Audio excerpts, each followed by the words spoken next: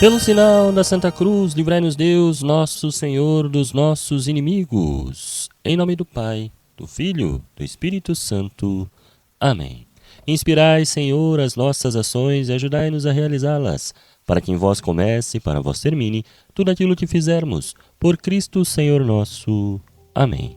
Olá, bom dia para você, meu irmão, bom dia para você, minha irmã, que a graça e a paz de nosso Senhor Jesus Cristo, o amor do Pai e a comunhão do Espírito Santo estejam conosco. Sejam todos muito bem-vindos a esta nossa live, a este nosso momento de graça e intercessão. Hoje nós vamos rezar o Santo Terço e os mistérios dolorosos da vida de nosso Senhor, em uma sintonia muito profunda com a liturgia do dia.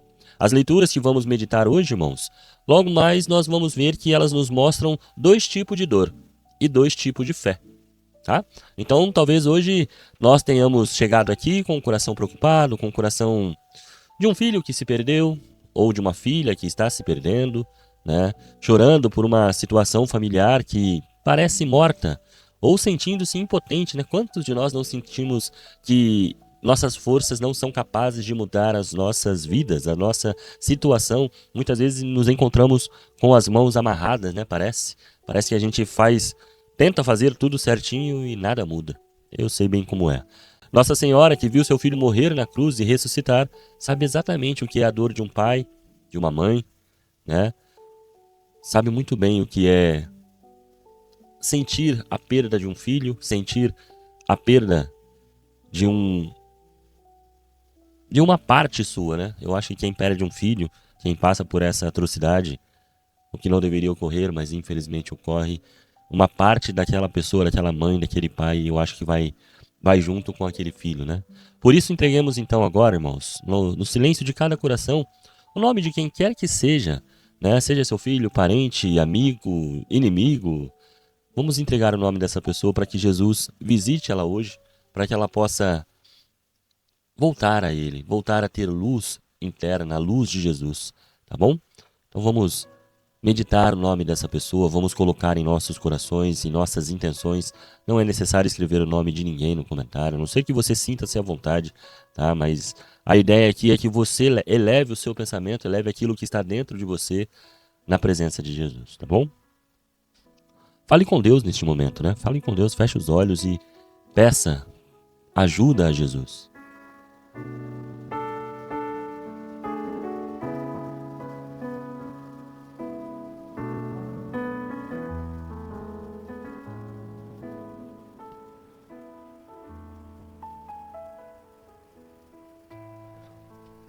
Que pelo sangue de Jesus e pelas lágrimas de Maria, nós possamos interceder por essas pessoas, interceder por nós também, e que Maria continue intercedendo por nós e nos levando sempre à luz de seu Filho. Vamos às leituras de hoje?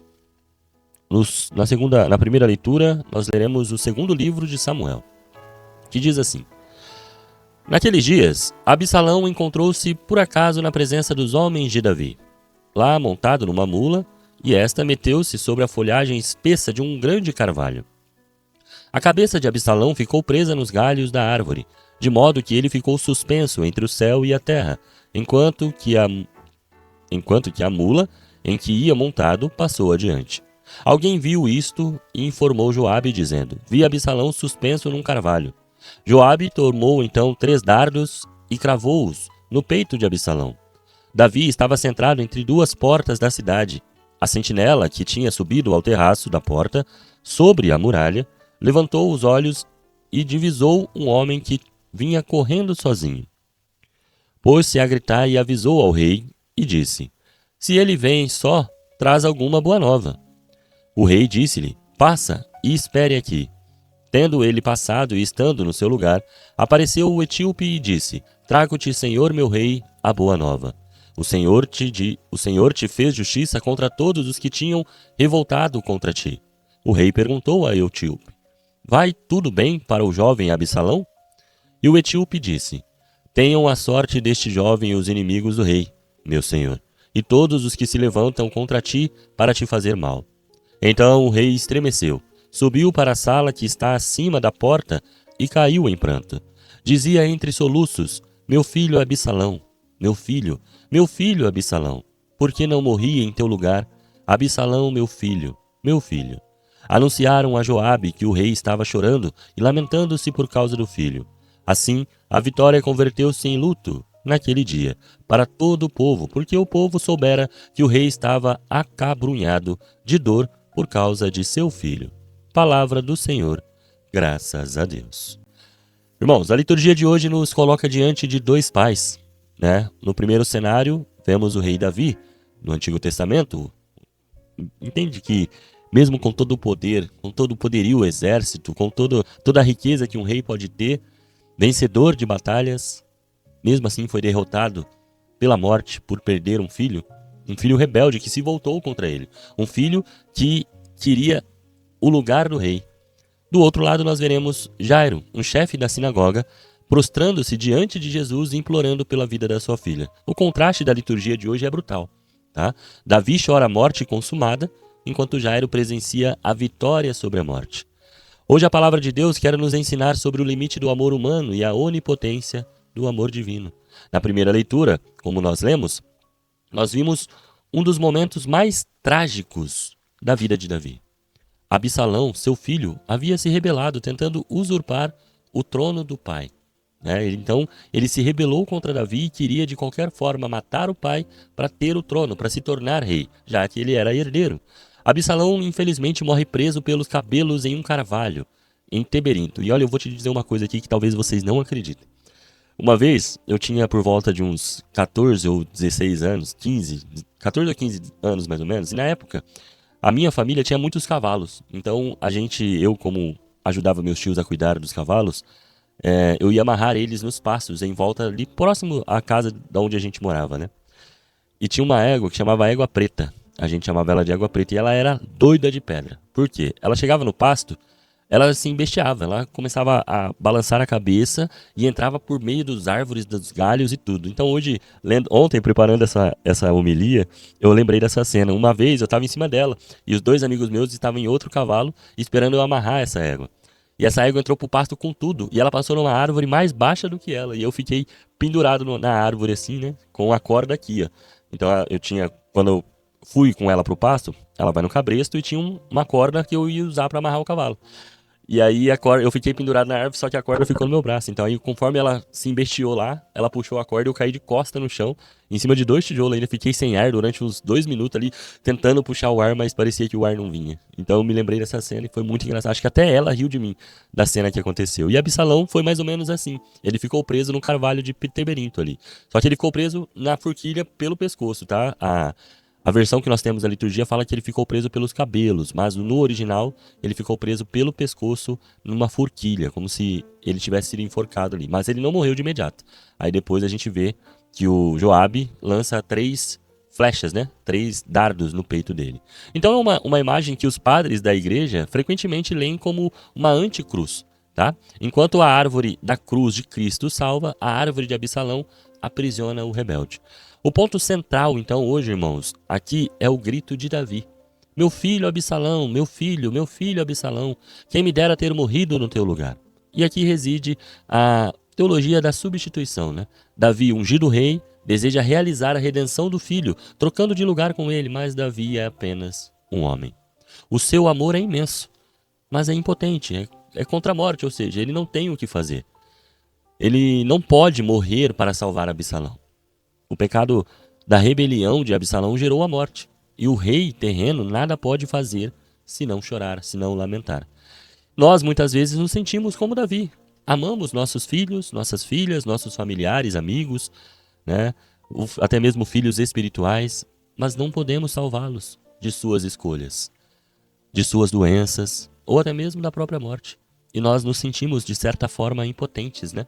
Muitas vezes eu lembro quando minha filha nasceu, gente, ela nasceu com um problema muito grave e ficou na UTI quase 60 dias. Quantas vezes eu não queria trocar de lugar com ela? Quantas vezes eu chorava e pedia para Deus, faz em mim, manda o sofrimento para mim, mas elimina o sofrimento de um bebê. Mas a gente se torna impotente, né? E na verdade a gente tem que se aproximar de Deus para que Ele nos dê a força de suportar esse sofrimento. O amor humano, por mais nobre que ele seja, por mais verdadeiro que ele seja, ele vai bater no muro da finitude, né? Ele não vai ultrapassar as barreiras da nossa razão aqui, né? A não ser que Deus intervenha, tá bom? Então veja que em momento algum Davi culpa a Deus. Em momento algum, Davi esbraveja contra Deus. Ele chora a morte do filho, ele sofre, mas ele entende o ocorrido. Né? Eu quantas vezes uma reportagem, em reportagem, esses programas de policiais, né, tipo Cidade Alerta, Balanço Geral, quantas vezes você não vê os pais ali? Eu vi uma cena uma vez de uma mãe que ela estava chorando sobre o corpo do filho dela, falando: eu avisei para você sair dessa vida. Eu avisei que o final era esse. Ela chorando com muita dor ali, né? O filho provavelmente teria se envolvido com a bandidagem e tal e acabou se perdendo. Então, a primeira morte que acontece nesses casos não é a morte física, irmãos. A morte física é uma consequência. A primeira morte que vai ocorrer é a morte espiritual. Quando um filho se perde, eu falo por experiência própria, quando você vai se afastando de Deus ou quando você nem sequer se interessa em aproximar de Deus, a primeira morte que ocorre é a morte da fé, né? É a morte do estar na presença de Deus. Então você acha que somente acreditar em Deus, só crer em Deus, só pedir pela proteção de Deus é o suficiente, quando não, né? Deus ele vai usar das formas que for necessário. Longe de mim aqui fazer qualquer tipo de adivinhação dos propósitos de Deus, até porque nós somos humanos e jamais vamos entender algum propósito profundo de Deus. O que nós temos que fazer é aceitar, mas Deus vai usar dos propósitos dele, das formas que ele encontrar no mundo, para tentar trazer essa pessoa de volta. E muitas vezes envolve sofrimento. E muitas vezes, infelizmente, a pessoa não acorda para a vida e acaba morrendo, né? E acaba morrendo ali sem ter a chance de se arrepender, sem ter a chance de voltar para Deus, né? Então, infelizmente, acabam se condenando também. Aquelas pessoas que dizem acreditar em Deus, mas que não acreditam na condenação, muitas vezes é por conta de não acreditar que existe um inferno, que existe um lugar onde serão condenados, que não mudam de vida. Sabia que o medo, o temor de ir para o inferno muitas vezes ajuda uma própria conversão? O temor de que realmente eu não quero ser condenado inicia uma boa conversão, tá? Então esse medo, ele não é ruim, aliás, ele é ruim se você viver só por ele. Se você vai confessar porque tem medo de ir para o inferno, se você vai à missa porque tem medo de ir para o inferno, se você faz qualquer atividade para Deus porque tem medo de ir para o inferno. Isso é ruim, porque te deixa aprisionado. Mas é bom quando você está se convertendo e começa a acreditar no inferno, que o inferno exista. Então aí você vai, opa, peraí, eu acho que realmente o inferno existe.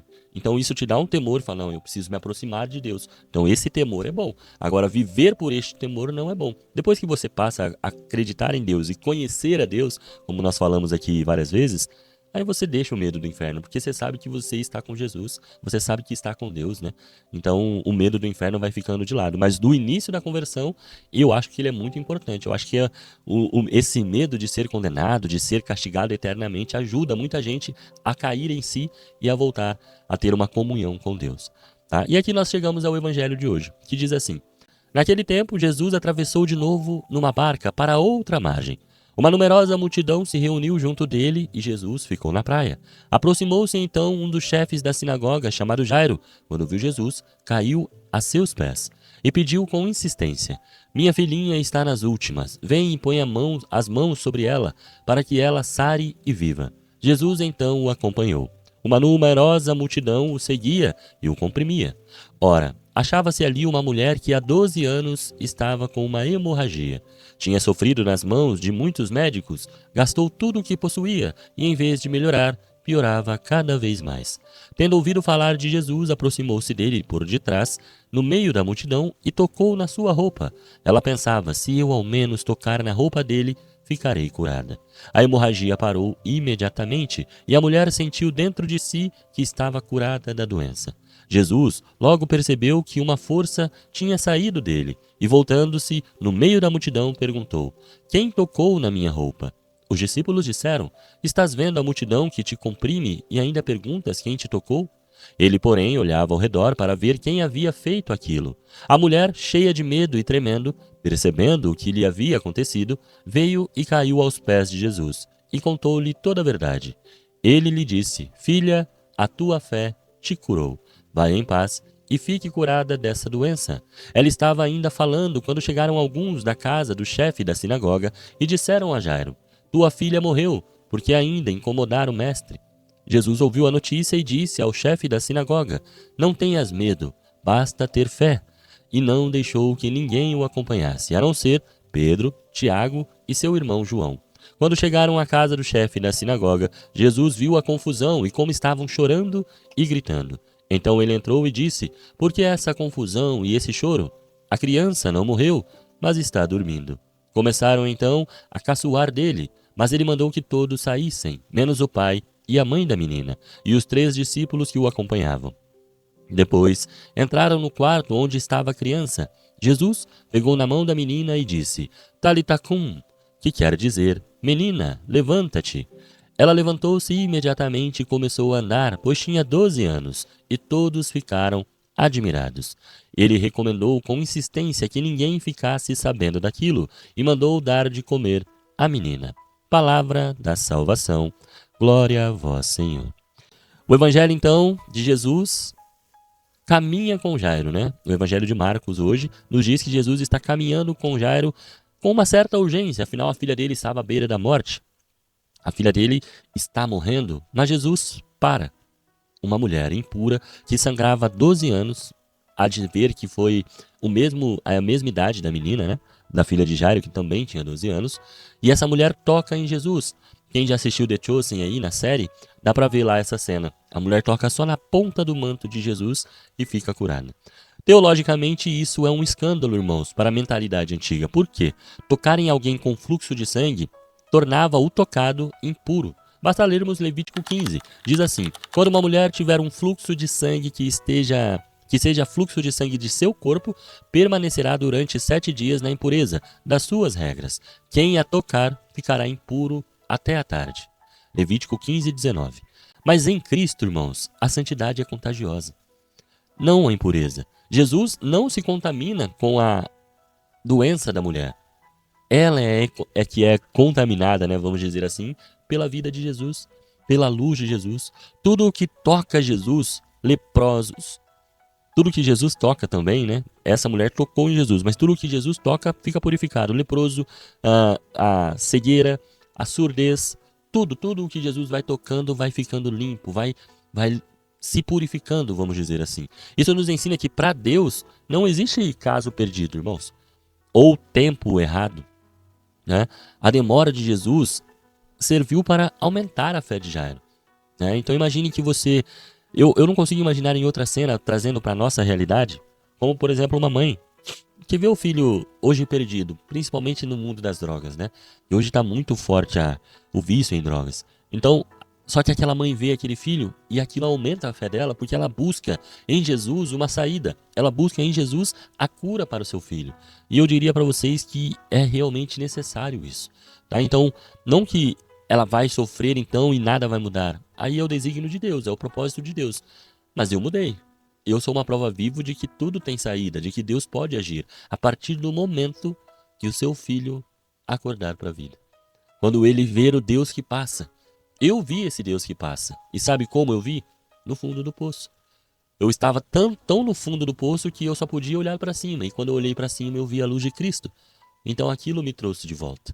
E às vezes a gente acha que o sofrimento por esse filho estar tão perdido nas drogas é o fim, quando na verdade pode ser o começo de uma volta por cima. A hora que ele, no meio da escuridão dele, a luz de Cristo brilhar em alguma situação da vida dele, pode ser que ele desperte. Pode ser que o propósito de Deus seja esse. Entende? Então nós temos que confiar, e todos os pais, mães que passam por isso hoje devem aumentar a fé. Assim como Jairo. Imagine Jairo ali, imagine a cena, no desespero, a multidão, e Jesus para. E Jairo desesperado: vamos, meu filho, eu preciso, minha filha vai morrer, acelera, vamos. Eu ficaria desse jeito, desesperado, andando para um lado para o outro. Oh, meu Deus do céu, ele não vai logo, né? Bate um desespero humano ali. Imagina, você acha que Jairo ficou estagnado, parado, sem saber o que fazer? Só que o texto diz que foi aumentando a fé dele. Então, com certeza, ele pedia com mais insistência para Jesus, né? Ou ele tentava fazer com que a multidão saísse. Isso é um aumento de fé. Vamos, eu creio que se ele chegar lá, ele vai curar a minha filha. Então, chega a notícia de que a filha dele morreu, né? E aí, quem não tem fé fala o quê? Para que incomodar o mestre, né? Aqueles que não acreditam, porque já foi, aceita, né? Infelizmente, foi o desígnio de Deus, né? Mas Jesus está com Jairo. Jesus está ao lado do Jairo. Então Jairo olha para ele e aumenta a fé. E aí Jesus consola Jairo, né? Jesus olha para ele e diz: tenha fé, basta ter fé. né? Aumente a sua fé. E aí, Deus então vai permitir, irmãos, uma situação talvez de quase morte, ou até mesmo de morte, né? Para despertar pessoas que estão adormecidas neste mundo, pessoas que estão infelizmente perdidas neste mundo, né? Então tem aquele ditado que a gente costuma dizer, né? Se não vai pelo amor, vai pela dor. E infelizmente acontece isso, tá? Se você não acredita que isso aconteça, você está redondamente enganado. Quando o amor de Deus não convence a pessoa, infelizmente vai ser a dor que vai convencer, tá bom? Então, enquanto Jesus falava com a mulher, chegam os mensageiros da morte, né? E dizem a Jairo que a filha dele havia morrido. É a mesma notícia que Davi recebeu na primeira leitura. A mesma notícia. Mas aqui a resposta é diferente. Davi ouviu a notícia, subiu para o quarto para chorar a derrota do filho, né? Ele ganhou a batalha, mas perdeu o filho por conta da vitória. Jesus ouve a notícia e diz a Jairo: não tenha medo não, basta ter fé, né? Então, Jesus entra na casa onde a morte reinava. Ele toma a menina pela mão, notem o gesto. Tocar um cadáver também causava impureza de ritual grave. Números 19. Aquele que tocar um cadáver, qualquer que seja o morto, ficará impuro 7 dias.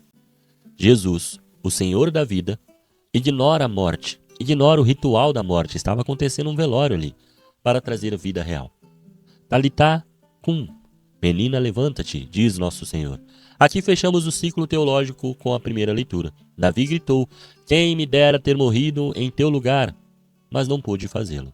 Jesus, o filho de Davi, veio para fazer exatamente isso. Na cruz, Jesus é o verdadeiro filho que morre no lugar dos Absalões, ou seja, nós, os filhos rebeldes.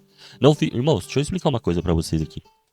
Não fique achando que nós, por estarmos na igreja, dentro da igreja, frequentando a paróquia, né, somos melhores daqueles que estão no mundo, não. Nós continuamos sendo filhos rebeldes. Quantas e quantas vezes nós não caímos no pecado? Quantas e quantas vezes nós, infelizmente, ainda pecamos?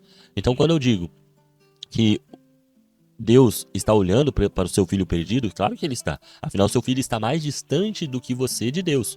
Mas nós ainda somos filhos rebeldes. Então, o sacrifício de Cristo na cruz é por todos nós. Não só por aqueles que estão perdidos ainda no mundo, mas por nós também, que muitas vezes acreditamos que por estar dentro da igreja estamos salvos. Quando na verdade não. Tá? Tem muita gente dentro da igreja que vai arder no fogo do inferno. Você pode ter certeza disso. E ao mesmo tempo, irmãos, voltando para o texto aqui, o Jesus, ele é o Pai eterno, que tem o poder de dizer a nossa alma, não a morte. Ele tem o poder de reaviver nossa alma, de reacender a luz dele em nossa alma, né? De dizer para nós: levanta-te. Quando uma pessoa que está perdida volta a si, volta para Deus, a alma dela é iluminada. Entende? Quando a alma dela recebe a luz de Cristo, aí a vida dela começa a mudar aqui. Acontece a conversão, a metanoia, né? O desejo impotente de Davi na primeira leitura tornou-se a realidade potente de Cristo na cruz. Tá? Então, qual é a teologia prática para nós hoje? Como aplicar isso na nossa vida? Primeiro, nós nunca podemos subestimar o contato físico com o sagrado. Percebem que a mulher tocou o manto de Jesus e ficou curada. Jairo viu Jesus tocar na mão da sua filha e ela voltar à vida. Tudo que Jesus toca é purificado. Tudo que Jesus toca e aquela pessoa que é tocada pediu por esse toque, é purificado. A mulher queria ser curada, foi até Jesus, tocou nela. E a fé dela, Jesus diz a ela: sua fé te salvou. Ou seja, o toque de Jesus, esse toque consagrado, se junto com a nossa fé, se unido à nossa fé, ele tem poder milagroso. Pode ter certeza, não sou eu que estou dizendo, é o texto.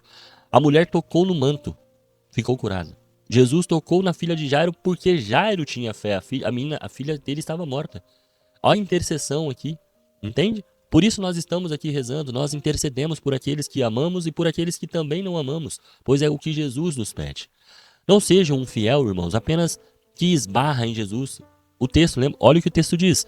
A multidão estava à volta de Jesus e todo mundo estava tocando em Jesus. Tanto é que os discípulos falam: mas como o senhor quer saber quem tocou no Senhor? Não vê o quanto a multidão está te imprimindo aí, te apertando? Mas por quê? Eles tocavam Jesus só por conta dos milagres.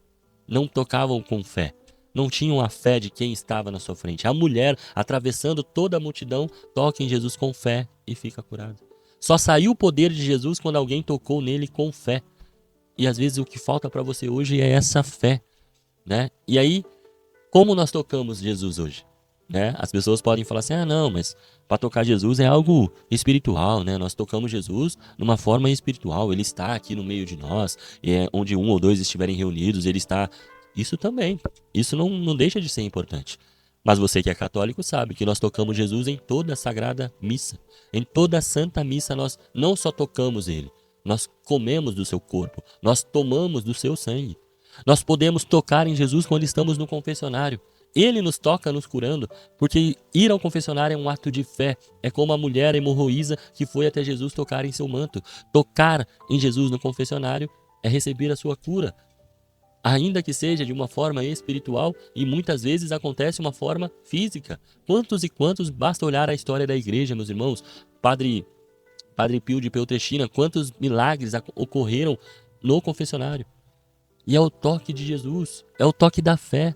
Então vá ao confessionário, mas principalmente a Eucaristia. Você está tocando, consumindo o corpo do seu Senhor. Sou eu que falo isso? Não, é Ele que diz isso.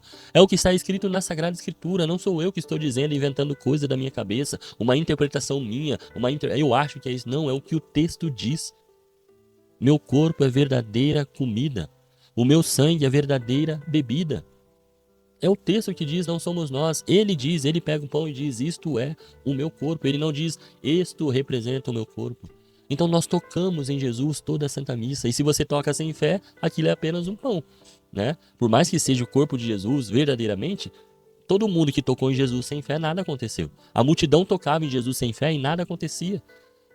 Agora, quando toca com fé, como o texto acaba? Deixa eu voltar no Evangelho aqui, ó. O texto acaba assim, ó. O texto do Evangelho acaba assim. Cadê? Aqui. Ele recomendou com insistência que ninguém ficasse sabendo daquilo e mandou dar de comer à menina. Isso prefigura a Santa Missa, irmãos. Tá? Então, depois que Jesus ressuscita uma pessoa, depois que Jesus reacende a fé daquela pessoa, depois que a pessoa acorda para uma vida nova em Cristo, ela vai consumir o corpo dele. Ela vai se alimentar dele, não só na palavra, na liturgia da palavra, mas principalmente no seu corpo, na Eucaristia. Será que a gente não vê isso? Será que quantos e quantos católicos continuam tocando em Jesus sem fé? Continuam no meio da multidão tocando em Jesus sem receber nenhum poder dele, porque não têm fé, porque não acreditam? Quantos e quantos católicos olham para a Eucaristia e falam, eu não acredito, eu acho que isso aí é pão. Quando na verdade a Sagrada Escritura inteira diz sobre a Eucaristia, irmãos, desde o Antigo Testamento.